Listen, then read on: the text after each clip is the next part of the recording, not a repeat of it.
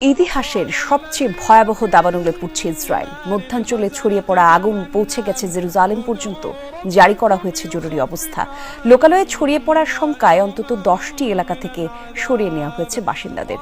বন্ধ হয়ে গেছে জেরুজালেম তেল আবিবের প্রধান সড়ক। গাজায় বর্বর আগ্রাসী ইসরায়েল নিজ দেশে হিমশিম খাচ্ছে আগুন নিয়ন্ত্রণে, চেয়েছে আন্তর্জাতিক সহায়তা। নির্বিচার বোমাবর্ষণে গাজাকে ধ্বংসস্তূপে পরিণত করা ইসরায়েলের মাইলের পর মাইল এলাকা পুড়ছে আগুনের লেলিহান শিখায়। এক সপ্তাহ আগে দেশটির মধ্যাঞ্চলে ছড়িয়ে পড়া দাবানল আরও ভয়াবহ রূপ নিয়েছে। শুষ্ক উত্তপ্ত আবহাওয়ার পাশাপাশি বেড়েই চলেছে বাতাসের তীব্রতা, যা ঘন্টায় 90 থেকে 100 কিলোমিটার গতি পর্যন্ত উঠতে পারে বলে পূর্বাভাস দেওয়া হয়েছে। তাই ব্যাপকতা বাড়ছে দাবানলের। প্রবল দাপটে ছড়িয়ে পড়ছে বিস্তীর্ণ এলাকায়। 2891 একর পাহাড়ি এলাকা ছাড়খাড় করে এগিয়ে চলেছে জেরুজালেমের দিকে। বন্ধ হয়ে গেছে তেল আবিব জেরুজালেম প্রধান সড়ক।